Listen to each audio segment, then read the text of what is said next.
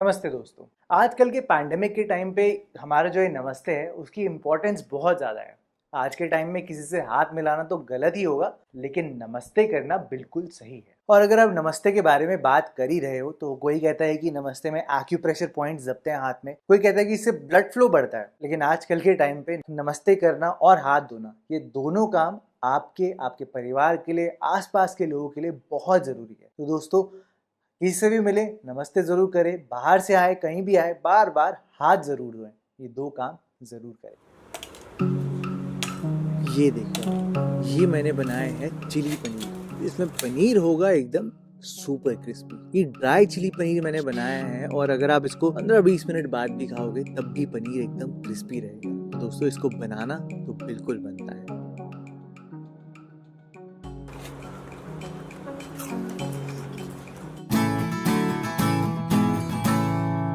Hello दोस्तों, मैं हूं भरत और आपका स्वागत है भरत किचन हिंदी में। तो फिर देर किस बात की, चलो फिर शुरू करते हैं।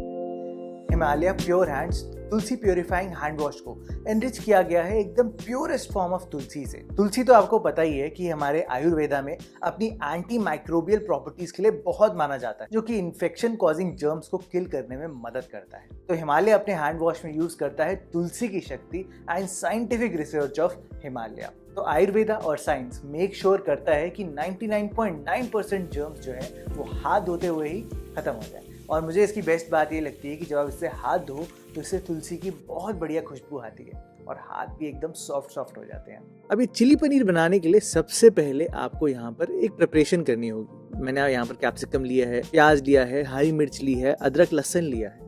कैप्सिकम मेरे पास कलर्ड थी तो मैंने यहाँ पर कलर्ड वाली ली है। आपके पास सिर्फ ग्रीन है तो ग्रीन का ही इस्तेमाल करना। पर ध्यान सिर्फ ये देना है कि आपको यहाँ पर कैप्सिकम को ट्रायंगल्स में काटना है। बिल्कुल ट्रायंगल्स वाली शेप बहुत जरूरी है, नहीं तो वो टेस्ट ही नहीं आएगा। शेप से टेस्ट का फर्क बदल जाता है।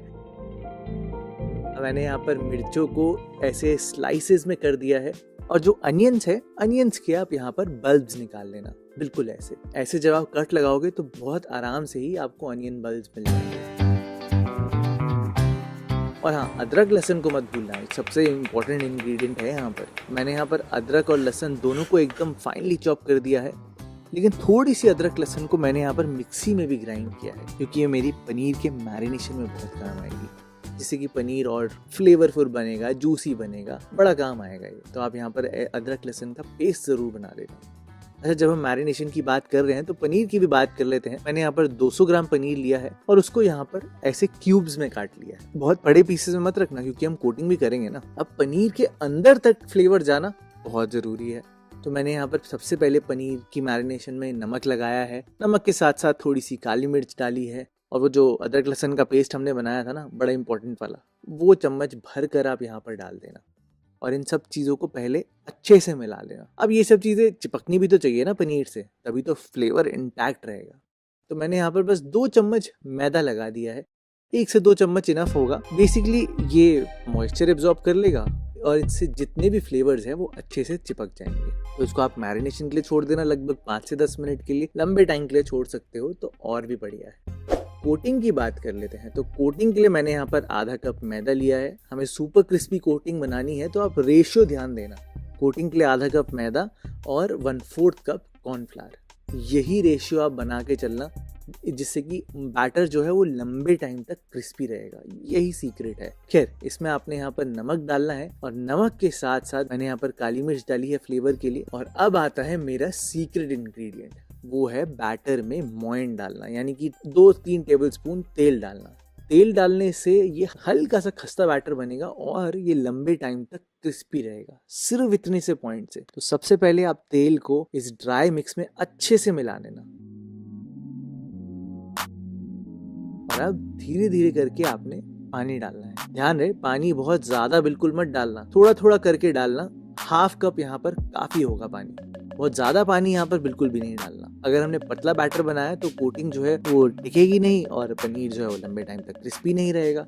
तो थोड़ा सा गाढ़ा बैटर ही बनाना है। तो यहाँ पर आप पानी डाल के इसको अच्छे से फेंट लेना। और ये देखो, ये मेरी उंगली को कैसे कोट कर रहा है। बिल्कुल ऐसे कोट करना चाहिए पनीर को, तभी एकदम सही कोटिंग आएगी और क्रिस्पी बनेगा।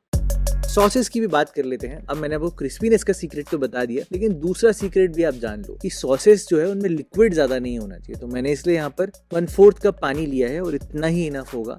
साथ में आपने 1 चम्मच भरकर रेड चिली सॉस डालनी है। तो भैया चिली पनीर बना रहे हैं तो डालनी पड़ेगी ना चिली सॉस। साथ में विनेगर डाला है, 2 टेबलस्पून मैंने यहाँ पर भर के सोया सॉस डाली है और 1 टीस्पून के आसपास कॉर्न स्टार्च डाला है, यानी कि अरारोट। इन सब चीज़ों को आप यहाँ पर अच्छे से मिला लेना और ये बेसिक सॉस है। अब इसको अगर आप थोड़ा देसी स्टाइल में बनाना चाहते हो, मतलब स्ट्रीट स्टाइल में, तो आप यहाँ पर थोड़ी सी टमाटो केचप डाल सकते हो।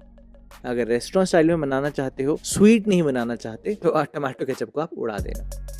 तो हमारा पनीर भी मैरिनेट हो चुका है, बैटर भी तैयार हो चुका है। तो पनीर को पहले हम बैटर में ट्रांसफर कर लेते हैं।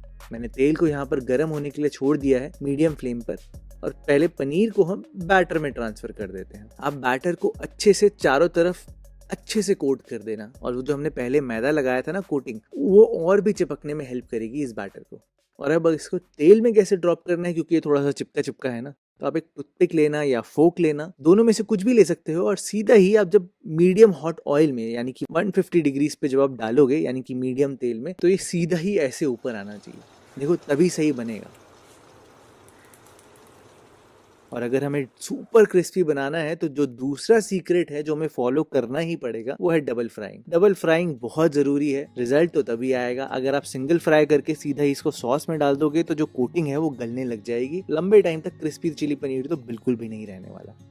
अब गरम गरम तेल में एक करके यहाँ पर सारा पनीर डालना, और क्योंकि हमें इसको यहाँ पर डबल फ्राई करना है तो अभी आपने यहाँ पर इसको पूरा नहीं पकाना, यानी कि गोल्डन ब्राउन होने तक नहीं पकाना, सिर्फ ये बैटर सेट होने तक पकाना है। ये देखो आप, बैटर सेट हो गया ना, बस इस स्टेज तक आपने पकाना है, दैट्स इट। ऐसे ही मैंने और भी पनीर डालकर मीडियम फ्लेम पर अच्छे से पका लिए हैं। और अभी मुझे पता है आपको क्या लग रहा है, आपको लग रहा है कि भरत भाई ये पनीर तो चिपका चिपका है, बैटर की वजह से तो पूरा चिपका हुआ है, तो उसको अलग कैसे करेंगे। दोस्तों घबराने की कोई बात नहीं है, चिपकना लाजमी है, मतलब चिपकेगा तो सही, लेकिन जैसे ही ये ठंडा होगा ना, इसमें स्टार्च सेट होगा तो अपने आप ही पनीर अलग भी हो जाएगा। तो जब आप निकालोगे इसको पहले ठंडा होने देना, और वैसे भी ठंडा हमें करना ही है क्योंकि हमें कोटिंग को क्रिस्पी बनाना है ना।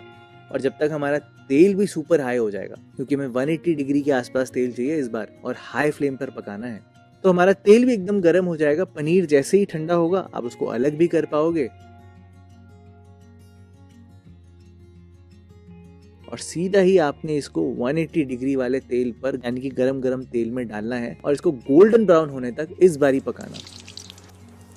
आप ध्यान से अगर नोटिस करोगे ना कोटिंग को, तो आप देखना उसमें कैसे एक अलग सा कलर आ रहा है। आप ध्यान से देखना कोटिंग को,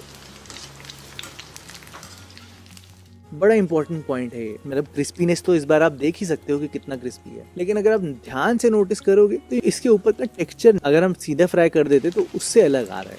वो इसलिए क्योंकि मॉइस्चर सेट हो गया ना, जेलेटिनाइज हो गया ना, वही असली फर्क दे रहा है। तो आप खुद ही देख लो ये कितने क्रिस्पी है ना दोस्तों। और मैं आपको काट के भी दिखाता हूँ।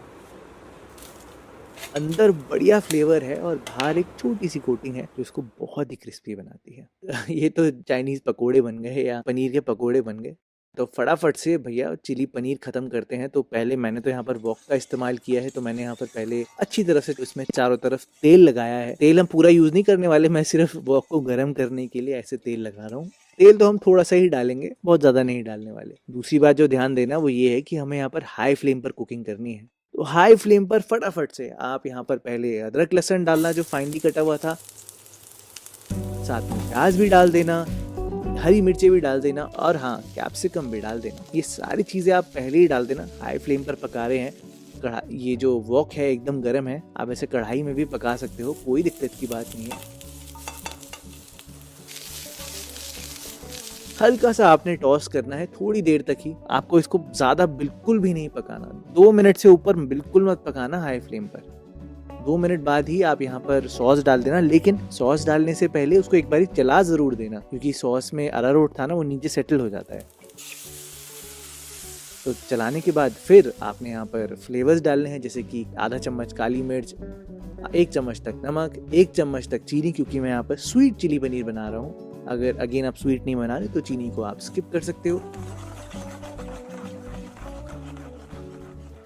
और रेस्टोरेंट में डेफिनेटली अजीनोमोटो का इस्तेमाल होता ही होता है। अच्छा, मैंने आपको बोला था ना 1/4 कप पानी ही लेंगे। तो आप देखो सॉस गाढ़ी है और कम है। अगर ड्राई बनाना है तो ये बहुत ज़रूरी है कि सॉस गाढ़ी हो और कम हो, बहुत ज़रूरी पॉइंट है।